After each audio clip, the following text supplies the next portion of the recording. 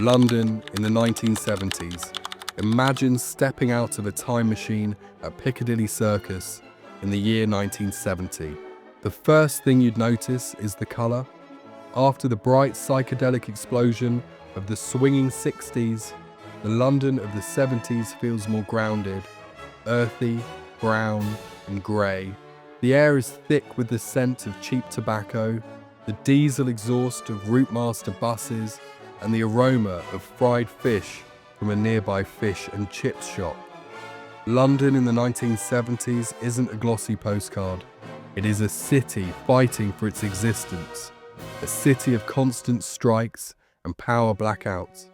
Yet somehow it remains the cultural epicenter of the world. Today on British Nostalgia, we are venturing into the British capital's most controversial decade. The start of the decade was a hangover from the turbulent 60s. London still owned the worlds of fashion and music, but the foundations of the empire were beginning to crack.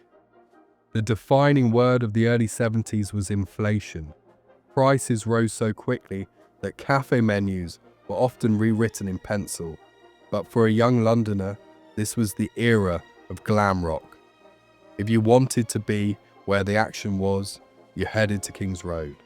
There, in boutiques like Granny Takes a Trip, young people bought massive platform boots and glittering suits, dyeing their hair in impossible colours as they channeled David Bowie and Mark Bolan. It was an escape from reality.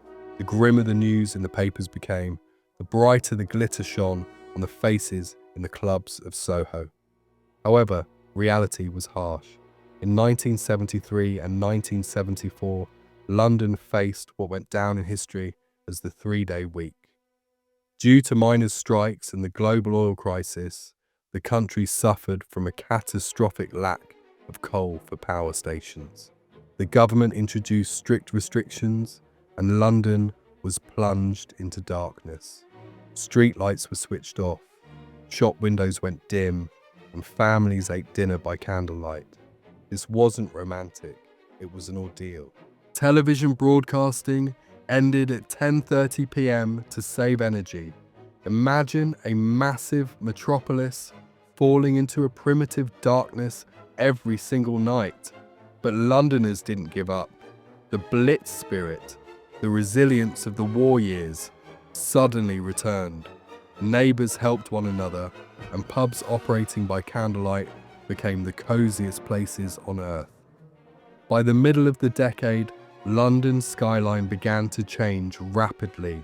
It was an era of massive construction and, unfortunately, questionable architectural choices. Old Victorian quarters were torn down, replaced by brutalist concrete monsters. Housing estates like Trellick Tower in North Kensington were hailed as homes of the future, but they soon became symbols of social decay and architectural alienation. The Thames in the 70s was a biologically dead river. It was so polluted that no fish could survive in it, and the fog over the water was often literal smog. London was a gritty city. Piles of rubbish on the streets became a common sight due to endless strikes by sanitation workers.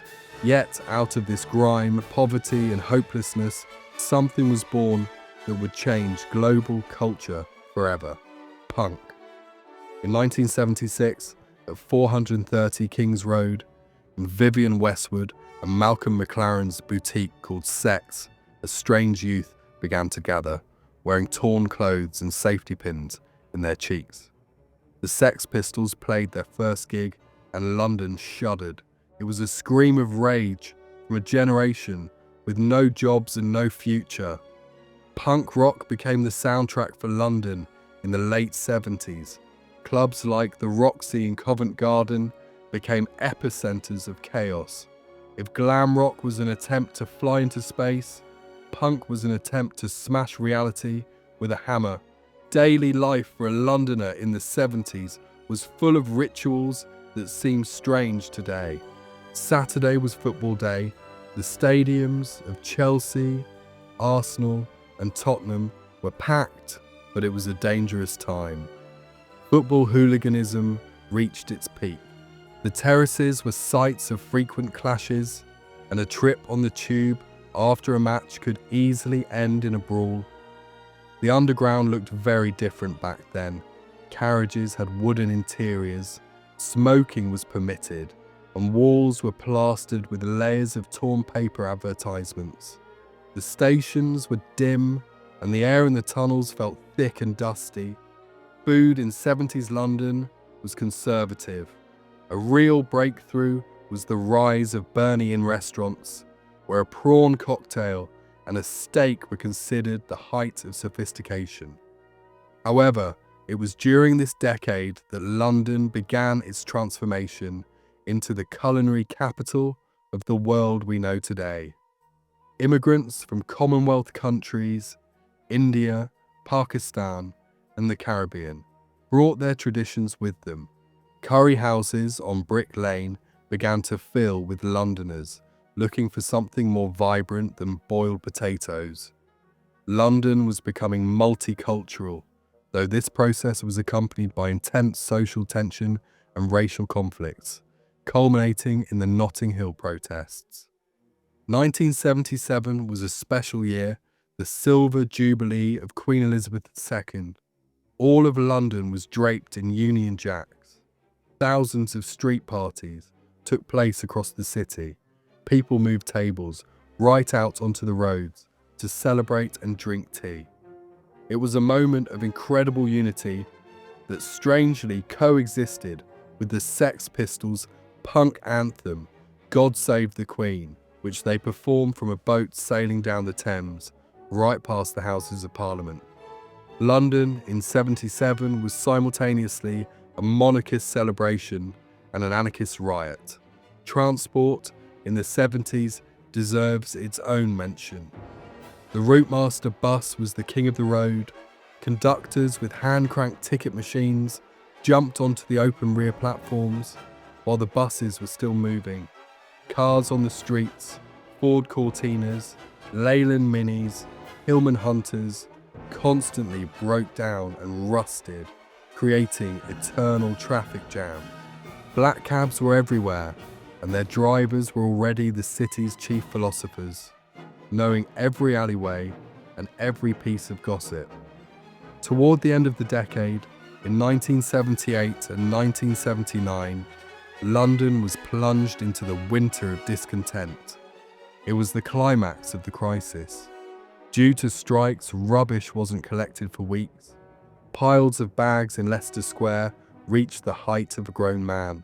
Even the gravediggers went on strike, leading to harrowing problems with burials in London and Liverpool. The city seemed on the verge of collapse. It was in this atmosphere of despair that Margaret Thatcher came to power in 1979. It was the end of one era and the start of another, the era of hard capitalism that would turn London into a gleaming financial hub in the 80s, but forever destroy that old, slightly scruffy and cozy spirit of the 70s. Why do we love remembering 1970s London so much? Perhaps because it was the last decade before the city became too expensive and polished. In the 70s, you could be a poor artist or a musician and live in a squat in the heart of Chelsea or Camden. The city belonged to the people, not the corporations. It was a time of authentic subcultures, a time when fashion was created on the streets, not in marketing agencies. The London of the 70s left us a massive legacy. The albums of Pink Floyd and Led Zeppelin, the James Bond films of Roger Moore, the birth of modern art, and the realization that a city can survive any hardship. It was a decade that tempered the character of Londoners. If you close your eyes, you can still hear the echoes of that time. The roar of the crowd at Highbury Stadium, the crackle of a vinyl record in an Oxford Street music shop, and the hum of the last night bus. London in the 70s was dirty, complex, and often frightening, but it was never boring. It was a time when history was written directly onto the brick walls of the East End. Thank you for joining us on this journey 50 years into the past. Which event from the 70s do you think was most important for London? Perhaps you remember those blackouts or the first punk concerts. Share your stories in the comments. They are invaluable to our channel. Don't forget to like and subscribe so you don't miss our next walks through the pages of British history. Until next time, and remember, history is what we remember together.